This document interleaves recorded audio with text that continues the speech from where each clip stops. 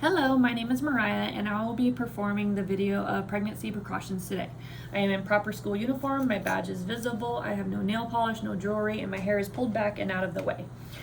To start off, I would knock on the patient's door, knock, knock, knock, enter the room, close the door behind me to ensure patient privacy, and then introduce myself. Hello, my name is Mariah and I'll be your nurse today. Can I please have your name and date of birth? Perfect, great. Okay, Mrs. Smith, as I check their arm badge for their 2 patient identifiers. My name is Mariah, I'm gonna be your nurse today, and I will be going over pregnancy education and more so of the precautions during your pregnancy, which congratulations, you are pregnant.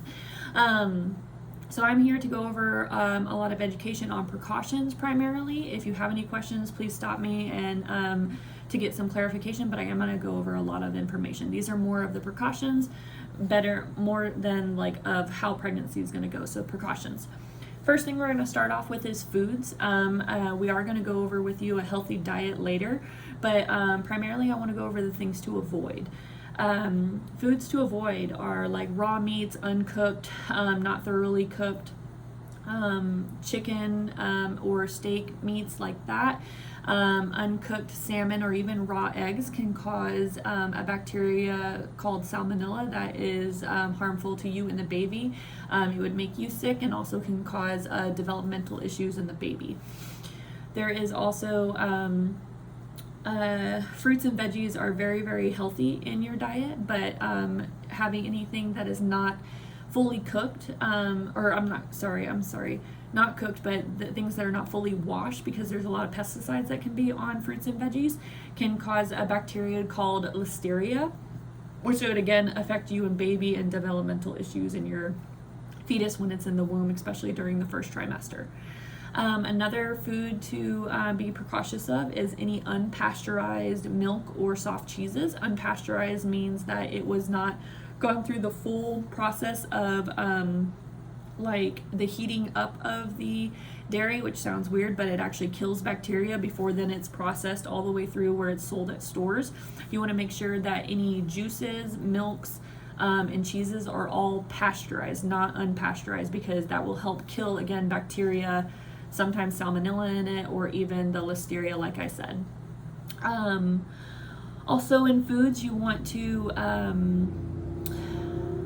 if you eat not just like raw meat, but raw fishes or even cooked fish, there's certain fishes that you want to stay away from. Those are our big fishes like shark, even dolphin and swordfish. These or tuna, these fishes cause or have a high dose of mercury in them, and again, this will definitely affect the development of your child when it is in the fetus, or when it is in the womb, like as a fetus during the first trimester. Some other food to go over with you is caffeine.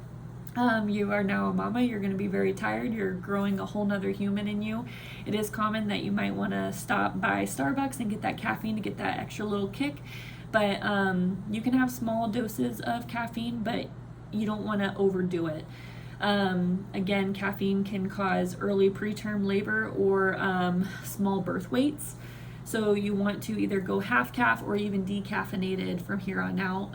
If you like tea, a good tea that I personally like are herbal teas or even chamomile tea at night. It's very nice and soothing.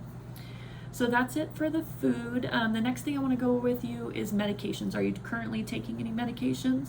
Yes? Okay. So if you have any comorbidities or current disease, chronic conditions like diabetes, asthma, anxiety, or even depression, we don't want to abruptly stop any of your medications. You want to, we'll go over your medication list with myself and the doctor. We'll look at either your dose or the type of medication you're taking, and we might need to alter some of that stuff, but it's important that you don't abruptly stop it.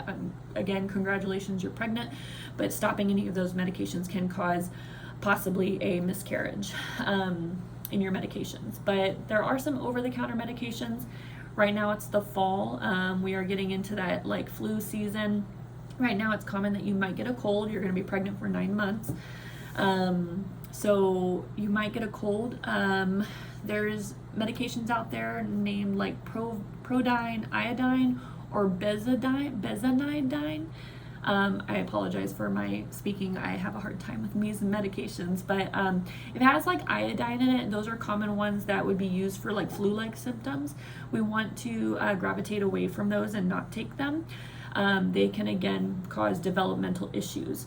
For when you're sick, you want to try some more home remedies like gargling warm salt water for a sore throat, or maybe some honey and some warm water for soothing the throat when you're sick. There's also things like a neti pot, and even putting your face over some hot steaming tea that can help clear your sinuses when you're sick. We want to try some of those more home remedies before we go over to those over-the-counter medications. There is another medication, pretty common for especially when we're in pain or we're feeling sick in that first trimester, the early morning sickness, ibuprofen and aspirin. They are seen to cause increased bleeding even for just the regular human that's not pregnant, so we want to be very cautious of those medications. During your pregnancy, it is great to take vitamins and minerals and supplements. Again, like anything, you don't want to overdo it. Some great vitamins are like folate, folic acid, folate, iron, vitamin D, and zinc. Folate can increase the cell development and the neural development in your baby. Same thing with like vitamin D, the bone growth, and iron and everything with the blood and bone growth in your child. So all of those things are really, really great vitamins. We'll talk about this later, but we will get some blood work on you, see where your levels are, and we'll balance all that out, okay? So there are some good vitamins out there. Next, we'll talk about some precautions of environmental issues. These are things that we can't really control, but we can try to mitigate them. One of them is, depending on where you're living, if you live near some farm fields, the farmers might be spraying pesticides on their farms. It's a good idea maybe not to be outside when they're spraying those. This is kind of goes into the category of air pollution. Even here in California, we have a lot of smog. It's that air quality. There's a lot of great apps on your phones these days that can show you air quality along with the weather, and kind of gauging those and knowing when to go outside and when not to. You definitely don't want to go around like paper mill factories or anywhere that's like pumping a bunch of air pollution, because if you're breathing that in, it's definitely going straight to your baby. That gas exchange is not only going through you now, but it's going through that umbilical cord straight to the baby. Other environmental issues would be things like your nursery. I know you're getting ready to probably go ahead and start decorating for the baby, so painting and like cleaning products, again, those are like being absorbed into you. If we're getting paint, lead-based paints, not safe for you or the baby. Again, that development in the baby is at risk. So we want to be very precautious of that. And cleaning products, I would ask your loved ones or anybody that's around to help you with that, or using safe soap scrubs instead of those harsh chemicals like Clorox and everything like that, okay? Either breathing that in or even getting it on your skin, it can seep through and then be absorbed to you and the baby, okay? So that's for environmental. The other type of environmental or precaution is alcohol, drugs, or substance abuse. Here in California, where there's a lot of marijuana or cannabis, we don't want to take part in any of that. If you do take part in it, you can let me know, and we will take the next steps on how to either reduce that or other options or alternatives to changing that. But drinking alcohol can cause birth defects like cleft lip, miscarriage, stillbirth. There's a lot of things that can affect your baby. Same thing with like substance abuse like cocaine and other harsh drugs, fentanyl, even marijuana that can be transferred into the baby, and it's one of those things where the baby's born already an addict and they have no control over it. So very important to stay away from those harsh substance abuse like alcohol and cannabis and everything like that, okay? Also, those types of things, substance abuse and everything like that, can cause, damage to the heart and lungs for the development of the baby, and even after birth, like so secondhand smoking and everything. If you're breathing it in, the baby's breathing it in. If it's around the baby, again, these can cause like comorbidities like diabetes, cancer, and other things like the damaged heart and lungs in the baby. Lastly, or second to last, would be traveling. Are you planning on traveling during your pregnancy? If you are, it's great to travel. The safest time to travel is in that second trimester. That's going to be between 13 to 26 weeks. This time it's not during that first trimester where the baby's just developing, like all the cells are being built, but that second trimester is the most safe, and it's not your third trimester where you could be into early term labor. It's great to fly, boat, even train. All of that stuff's good and it's great. It's important to have a good game plan. Let somebody know where you're going. Always travel with somebody. Have your medical records with you, and also your birth plan, just in case something is to happen. When you're traveling with a seatbelt, you want to make sure that the crossbody goes all the way across. It's above your belly, and then also the bottom one is all the way below your belly, okay? When you're flying or on the train or anything like that, it's important to get up about every 2 hours and walk around, keep the blood pumping. The things that you're at risk for when flying is deep vein thrombosis. It's getting a blood clot in your legs, so also important to wear compression socks or stockings while you're traveling.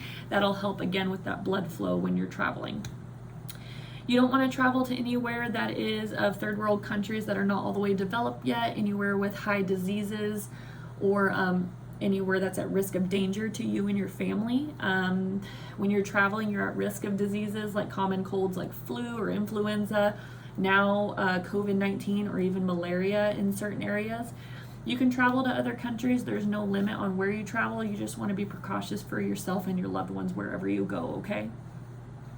And then lastly, it's still important to take care of your overall health, your dental work. Do you have a dentist lined up? Yes? Okay, great. So if you have any dental work that needs to be done, that's great. Again, second trimester, that 13 to 26 weeks is where you want to be getting your dental work done. This just alleviates anything happening in that first or third trimester where you're kind of more at risk, where it's first development, and then also again that early pregnancy labor, going into preterm labor.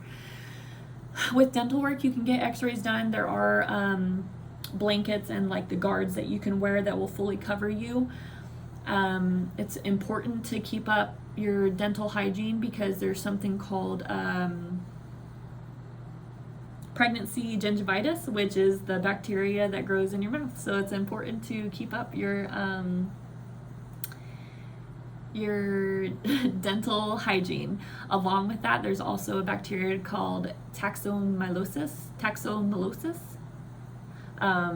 Sorry, another word that I have a really hard time saying, but that is another bacteria that can be caused in the mouth. Also, whenever your baby's born, kissing your baby, if your oral hygiene is not good, you can transfer it to baby. Same thing with baby putting their hands in their mouth. If you have any questions about these precautions, please let me know. Again, all these precautions are dangerous to you and your baby, whether that is miscarriage, stillbirths, cleft palate, developmental issues, even autism. There are some studies that certain environmental risks like air pollution can even cause autism in babies when they're developing. So if you have any questions, please let myself or the doctor know. You can send us a message through your chart and we'll get to you. You can also there's a lot of research out there for pregnancy and how to be precautious during your pregnancy, okay? Do you have any questions? Ooh, sorry, excuse me. No? Okay, great. So I would grab my stuff, thank the patient. Again, if they have any questions, to let me know. Close the door behind me to ensure patient privacy, and I'm going to go document what I've done and also let the doctor know where we're at. Okay? Thank you.